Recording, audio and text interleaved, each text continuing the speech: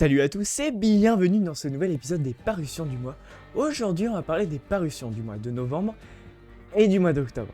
Non mais j'ai pas de retard, franchement, ça fait 2 mois. On commence tout de suite avec le mois d'octobre et notamment le 6 octobre avec la sortie du 8ème épisode de la série Star Wars Relaunch numéro 4 chez Panini Comics.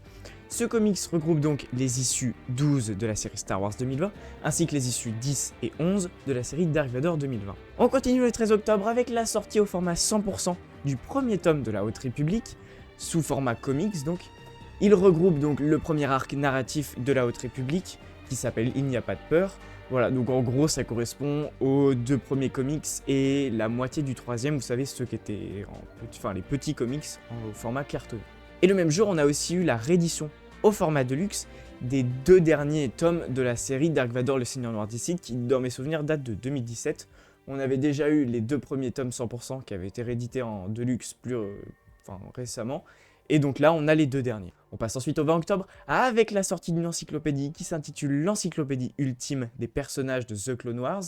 Elle regroupe des informations sur plus de 350 personnages de cette série et est publiée par Hachette Heroes. Le 21 octobre est sorti un roman intitulé La science dans Star Wars, fait ou fiction, publié par Crackboom.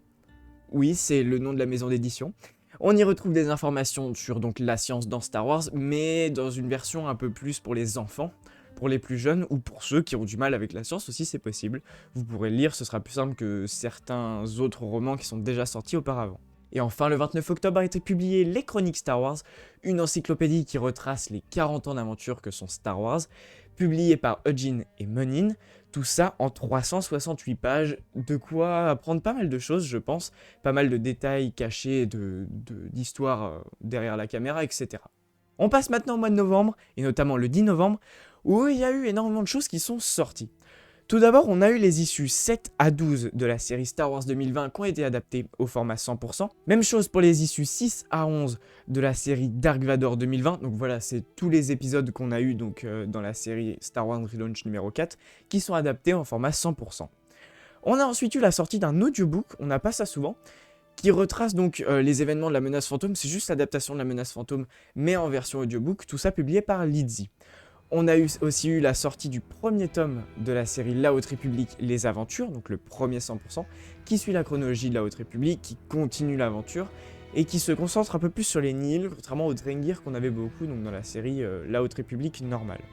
Et enfin, pour les adeptes de l'univers Legend, on a enfin eu une parution, et cette fois-ci chez Panini Comics, qui est une première, puisqu'on a eu la sortie du tome 1 de la série L'Empire, qui est... Donc là, on est vraiment sorti de l'univers canon, par contre. Attention, ceux qui sont juste intéressés par l'univers canon, je tiens à le préciser.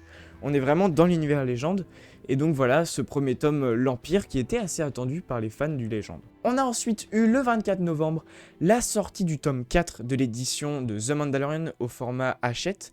Donc vous savez, les petits livres bibliothèque verte, voilà, ils en ont fait 4. Celui-ci s'intitule La Quête et reprend donc certains épisodes de la série The Mandalorian pour les plus jeunes. Enfin, le 25 novembre, on a eu la sortie du premier tome de la nouvelle trilogie de Timothy Zahn concernant Thrawn. Cette trilogie s'intitule Chaos Croissant et retrace donc les événements de la jeunesse de Thrawn et des informations concernant l'ascendance Chiss. C'est pour ça que ce premier tome s'appelle L'Ascendance. Voilà, j'ai fait le tour pour les parutions du mois de novembre et du mois d'octobre. J'espère que cette vidéo vous a plu. On se retrouve dans peu de temps pour une nouvelle vidéo. Sur ce, je vous souhaite une bonne lecture. A bientôt, c'était Dinjarin pour les Archives Galactiques. Ainsi ai-je parlé.